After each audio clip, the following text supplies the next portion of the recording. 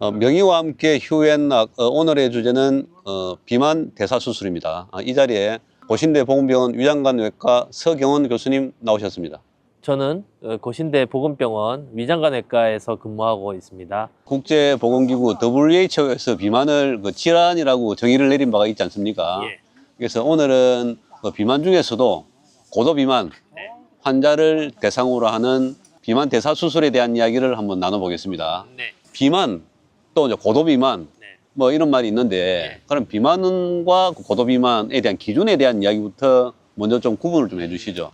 비만이라는 말 자체의 의미는 우리 몸에 불필요하게 지방이 많이 축적되어 있는 상태를 비만이라고 일단 말하죠. 그러니까 이제 마르고 근육질인 사람의 여기저기에 몸에 지방이 막 축적돼 있으면 그걸 비만하다 또는 비만이다 이렇게 말합니다. 근데 비만의 정의는 얼마부터 비만이냐 뭐 이렇게 정할 때는 키에 따라서 사람 몸무게를 다르게 평가해야 되기 때문에 공식적으로 쓰는 단위로는 체질량 지수라고 하는 이제 개념이 있고요.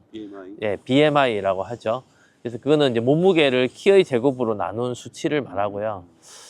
그래서 비만은 우리 몸에 불필요한 지방이 축적돼서 미용적으로도 문제를 일으키지만 비만도가 많이 올라가게 되면 우리 몸에 원하지 않는 병을 얻게 됩니다. 이제 대표적인 게 당뇨병, 고혈압, 고지혈증, 수면무호흡증 등등의 질병인데요. 보통 체질량 지수를 기준으로 했을 때 30 이상이면 병적 비만이라고 얘기할 수 있고 35 이상이면 이제 완전히 병적 비만입니다. 그래서 BMI가 30 이상이면서 고혈압, 고지혈증, 당뇨병 같은 질병이 있다면 이제 반드시 치료를 해야 되는 그런 상태의 병적 비만이라고 말씀할 수 있습니다. 그리고 이제 고도비만인 경우에는 남성보다는 좀 여성이 더 흔하다고 하던데요. 그렇지는 않습니다. 우리나라 비만학회에서 펴낸 그 비만 백서라는 보고서가 있거든요. 우리나라뿐만 아니라 전 세계적으로요. 비만 인구는 남자가 많고요. 남자 많습니다. 많고 40대, 50대가 가장 많습니다. 다만 이제 비만으로 인해 병원에 오는 사람, 그러니까 치료를 받기로 비만 클리닉 앞에 앉아 있는 사람은 여성이 절대적으로 많습니다. 비만 수술 당연하고요. 이 비만 치료를 하겠다고 병원 앞으로 오는 사람은 여자가 많다. 그러니까 여자 환자가 더 뚱뚱한 것 같아 보이지만 실제로는 치료 안 받은 남자가 더 많다. 이렇게 보시면 됩니다. 이제 BMI 기준 30, 35 이제 이렇게 이야기하니까 좀 사실은 좀 와닿진 않는데 이제 여성인 경우에 이제 키가 한 160 정도가 된다면은 제가 좀 계산해 보니까 BMI가 한 30 정도 되면은 한 77kg. 이게 이제 BMI가 35다. 이러면 한 90kg 정도가 되면은 여기 고도 비만이다라고 이제 이거 좀 이해를 하시면 될 것 같고요. 이제 남자가 이제 키가 한 170이다. BMI를 하면은 30일 때는 한 87. 요게 또 BMI 35를 이제 계산하면은 한 101kg. 한 이 정도 나오던데요. 그죠? 이 정도로 상상하면 될 것 같고. 상상하시면 되죠. 그래서 이제 이런 고도 비만인 경우에 그러면 약물 치료에 좀 효과가 좀 별로 없습니까? 약물 치료 효과 있습니다. 한 5년 전으로만 거슬러 올라가면 비만 약이 종류는 많았지만 사실은 효과가 미미하거나 또는 효과가 있다 하더라도 요요가 너무 심해서 환자들이 좀 꺼려하는 그런 경향들이 좀 많았습니다. 그때 비만 약제가 제약회사에서 만들어서 FDA 허가를 받고 이제 시장에 나오려면 체중 감량률이 5%는 빠져야 약으로서 인정이 됐거든요. 근데 5%까지인 거예요. 5%에서 10%까지. 근데 이제 최근에 그 뉴스에도 많이 나오고 언론에도 많이 나와서 아시는 분들 굉장히 많으실 텐데요. 이제 뭐 싹센다, 위고비 그런 약제들은 체중 감량의 효과가 요즘 위고비 같은 경우에는 거의 수술에 육박할 정도로 상당히 높은 약제들도 최근에 출시되고 있습니다. 고도 비만인 경우에는 위고비 해결이 안 되는 경우가 많다는 거 아닙니까? 비만도가 40 이상, 50 이상 이렇게 넘어가다 보면 뭐 한 180kg에서 20% 감량됐다고 하면 140kg 되지 않습니까? 그런 걸로는 이게 사실 큰 문제 해결이 잘 안 되는 거죠. 그래서 이제 사실은 체중 감량 효과가 가장 뛰어나면서도 또 이후에 또 유지 효과가 가장 좋은 수술의 역할에 대해서 우리가 고민할 수밖에 없게 되는 겁니다. 그럼 이제 교수님한테 오시면은 처음에는 이제 약물 처방을 좀 먼저 한번 권해보기도 합니까? 그래도 안 된다면은 비만 대사 수술을 이제 권하게 되는 단계고. 아, 예. 저한테 오는 환자분들은 대부분 이제 우리 유명하신 그 비만 클리닉에서 오랫동안 치료를 이미 다 하시고 해보고 이제 아, 도저히 안 되겠다. 난 수술해야 되겠다 해서 오시는 분들이 많으시기 때문에 거의 저에게 오시면 거의 수술을 하는데 일부 환자분들 좀 있으세요. BMI가 50이 넘어가고 하는 경우에는 이제 바로 수술하면 복벽의 배 두께가 이제 많이 두껍고 그러면 이제 수술의 기술적 어려움들이 좀 있을 수 있기 때문에 이제 위고비 같은 약제를 좀 사용해서 그 체중 감량을 조금 일으켜 가지고 조금 빼서 조금 이제 배 두께를 좀 얇게 좀 만들면 기술적 편리함이 좀 있거든요. 수술의 완성도도 높고 그걸 위해서 조금 그 체중 감량을 유도하기도 합니다. 약제를 이용해서. 이제 고도비만 환자인 경우에 이제 그 비만 대사 수술을 이제 권해볼 수 있다라는 이런 말인데 이제 사실은 이제 좀 뭐 환자 입장에서는 수술 받는다는 게 좀 쉬운 그 선택은 아니지 않습니까? 통상 또 이제 우리가 이제 수술은 막 마지막 선택 수단이다, 뭐 이런 말을 많이 하는데 수술을 권하는 게 조금 외래에서 좀 쉽지 않은 그런 문제가 생길 수도 있을 저는 수술을 하는 사람이니까 이제 환자분 수술하세요라고 권하고 저는 하면 되는 입장이겠죠. 근데 입장을 바꿔놓고 생각해 보면 환자가 수술이라고 하는 치료 방법을 결정할 때까지는 많은 고민이 있으셨을 거예요. 이거 수술하다가 잘못되면 어떡하나? 마취가 안 깬다고 하면 어떻게 되나? 뭐 이런 고민들도 많이 있으실 거죠. 충분히 이해가 가죠. 이제 근데 희소식은 뭐냐면 우리 의료의 발전 속도가 굉장히 빨라서 불과 100년 전만 해도 마취로 인한 뭐 사망 또는 마취로 인한 합병증 같은 것들이 굉장히 뭐 많은 부분 수술하고 나면 있었다면 지금은 마취 기술 굉장히 발전했고 또 수술 후 환자를 이제 이 케어하는 여러 가지 방식, 감염, 이제 소독 이런 것들이 굉장히 많이 발전했기 때문에 수술 이후에 발생하는 이 문제의 확률이 굉장히 많이 줄었죠. 그래도 걱정은 충분히 됩니다.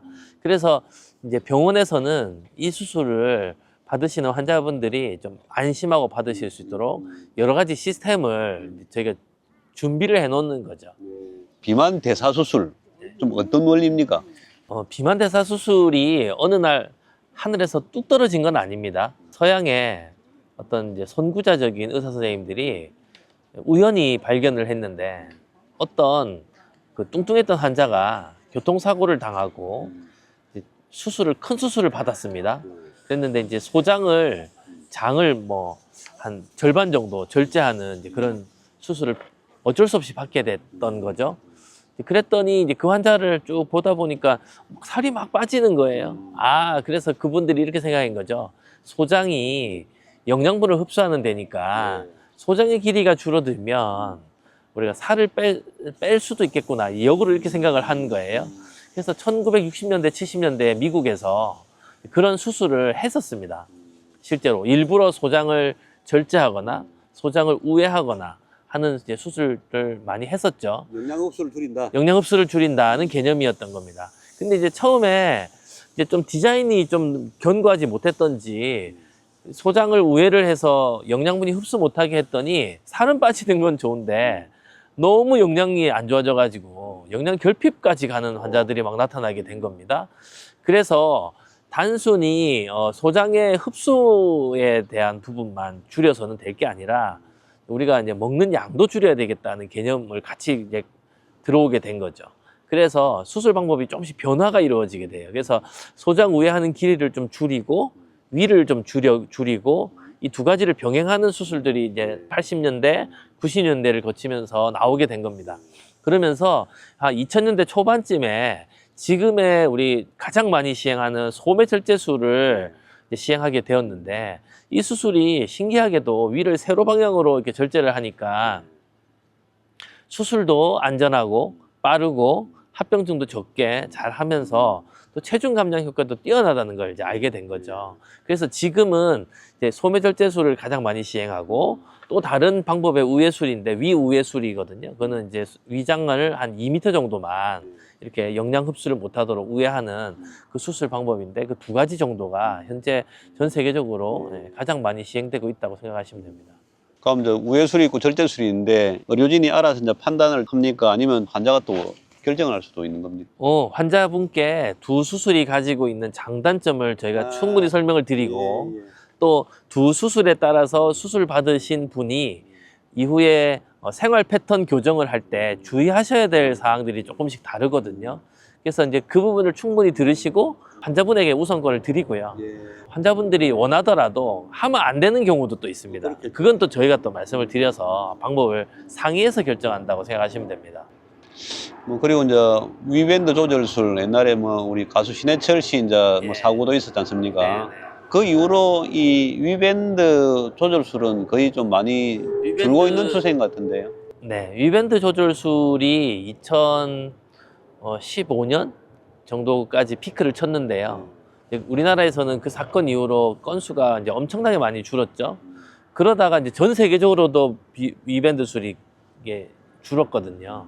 근데 이제 위밴드 술은 그림에서 보시다시피 위에 인공적인 이 밴드를 이렇게 씌워가지고 하는 그 밴드가 필요하지 않습니까? 근데 지금은 그 밴드를 생산하지 않습니다. 안 한다고 보시면 됩니다. 그러면 이제 비만 대사 수술을 하고 나면은 실제로 이제 체중 감량 효과가 좀 어느 정도 나타납니까? 초과 체중 감소율이라고 하는 개념이 있는데 우리가 예를 들어 정상 체중이 60kg인 사람이 있다고 치면 그분이 100kg면 병적 비만이잖아요. 근데 이제 초과 체중이라고 하면 40kg이 초과 체중이 된 거예요. 그러면 이 수술을 받으시면 초과된 체중의 약 절반은 빠질 수 있다고 보시면 돼요. 한 20kg 정도는 빠진다고 이렇게 생각하시면 됩니다. 그런 효과가 수술 직후에는 그런 이제 감량 효과가 나타나는데 이게 좀 어느 정도 좀 지속됩니까? 기본적으로 1년 반에서 2년 가까이는 거의 한 90% 이상의 환자는 감량된 체중이 유지가 됩니다. 근데 이제 그 중에 한 30%에서 40% 사이의 환자분들이 이제 체중 재증가를 경험하게 되죠. 쉽게 말하면 이제 수술해도 요요가 생길 수 있다. 이렇게 보시면 됩니다. 그러니까 수술이 어떤 치료의 마지막 옵션 내지는 정말 이제 끝까지 가보고 안 되면 하는 게 치료 방법이 수술이 아니고요. 수술도 요요가 있을 수 있다는 건 비만의 치료의 제일 근본적인 핵심은 본인 스스로의 생활 습관 개선이 목표죠. 그래서 수술 없이도 뭐 약제의 도움을 받는다든지 또는 수술 없이 약제의 도움도 없이 생활 습관 개선만으로도 체중을 감량할 수 있습니다만 대부분은 요요가 많이 오거나 체중이 불충분하게 감량이 되거나 하는 문제들 때문에 그 고리에서 못 벗어나는 분들이 굉장히 많다는 거죠. 저는 쉽게 표현하면 이런 이야기를 환자분께 말씀을 드리는데 한 130kg 되시잖아요. 만약에 예를 들어 그러면 이제 식이요법하고 운동하겠다고 결심하고요. 집에 야채를 이만큼 사다 놓고 헬스클럽을 끊어요. 그러면 한 이틀 하시고 나면 막 몸이 여기저기가 아파지기 시작합니다. 이제 야채만 먹어가지고 힘들고요. 헬스클럽 가서 런닝머신 조금 뛰고 나면 발목이 아파서 이제 못 가죠. 그럼 다시 원래대로 돌아가는 거예요. 그런 경우들은 정말 수술해서 우리가 강제로 체중을 뭐 한 20kg, 이제 한 30kg 빼고 나면 그때부터는 러닝도 할 수 있고 또 워킹도 충분히 할 수 있기 때문에 그게 치료의 이제 가장 바른 길로 가는 거라고 말씀드립니다. 또 사실은 이제 비만 대사 수술 이 명칭에서도 나타나듯이 이제 대사 질환에도 도움이 된다. 그러니까 수술을 받고 나면은 좀 특히 당뇨 환자들한테는 굉장한 효과가 있다라고 하는데 무슨 이유 때문에 그런 효과가 나타나는 겁니까? 하나의 이유로만 설명은 되지 않습니다. 그래서 여러 가지 이유로 설명을 하는데 첫 번째는 체중이 빠져서 우리 몸에 불필요하게 축적돼 있던 그 지방들에서 나오는 여러 가지 물질들이 그 인슐린의 작용을 좀 더 잘 되게 하는 그 이유가 한 가지 있고요. 두 번째는 이제 수술에 국한해서 얘기를 하면 음식 내려가는 속도가 빨라지면서 이제 발생하는 호르몬 효과가 있거든요. 그 효과 때문에 또 인슐린의 이 분비도 증가되고 인슐린의 기능도 좋아지게 됩니다. 그래서 당뇨가 좋아져서 한 30%에서 40% 환자는 수술 이후에 당뇨약을 완전히 끊게 되는 당뇨병이 치료가 돼서 낫는 그런 경험을 하시게 됩니다. 본인 스스로 좀 생활 습관이나 식습관, 또 운동 습관 이런 것도 사실은 좀 아주 좀 중요할 것 같은데. 그렇죠. 예, 그게 뒷받침되지 않으면 수술이 아무리 잘 돼도 효과가 미미한 경우가 있습니다. 그리고 이제 수술과 관련해서 조금 고도 비만인 경우에는 본인 부담금, 급여 혜택이 좀 있다고 하던데 어떤 정도가 되면은 급여 혜택이 됩니까? 우리나라 보험 기준을 2019년에 정해서 그때부터 지금 계속 시행하고 있는데요. 비만이라고 하면 질병 코드가 있거든요. E66이 비만이라고 하는 코드입니다. 근데 E66이라는 코드는 우리나라에서 일단 기본적으로 건강보험 적용이 되지 않습니다. 근데 그 중에 여러 치료 방법 중에 유일하게 건강보험 적용이 되는 치료 방법이 수술이거든요. 그래서 우리나라 건강보험공단에서 정한 기준은 체질량 지수가 35 이상이거나 그러면 무조건 되고요.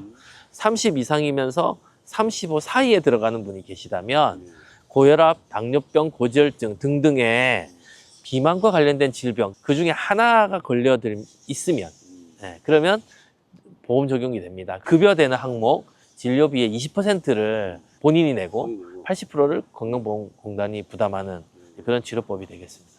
치료하는 그 약제나 이런 거에 따라 조금씩 다르긴 하지만 한 300만 원 안으로 본인 부담할 수 있을 것 같습니다. 좀 수술을 앞두고 있는 이런 환자를 위해서 조금 당부한 말씀이나 좀 남길 말씀 있으면 해주십시오. 비만으로 이제 고통받는 많은 분들이 계십니다. 단순히 미용적 문제가 아니라 질병으로 힘들어하시는 분들이 많이 계시는데요. 여러 가지 치료법들을 고민하시고 그를 잘 적용하시면 비만으로부터 벗어날 수 있습니다. 그런데 여러 가지 방법 중에 치료 효과가 가장 확실하고 또 치료 효과를 얻고 난 뒤에 장기적으로 유지하는 데 가장 탁월한 방법은 아직까지 수술입니다. 그러므로 또 수술에 대한 두려움들 많이 있으실 텐데 저희 병원처럼 잘 준비되어 있는 병원, 또 잘 프로그램이 짜여져 있는 병원, 또 환자에게 만족을 드릴 수 있는 병원에 잘 찾아가신다면 좋은 결과 얻을 수 있을 겁니다. 언제든지 오십시오. 환영합니다.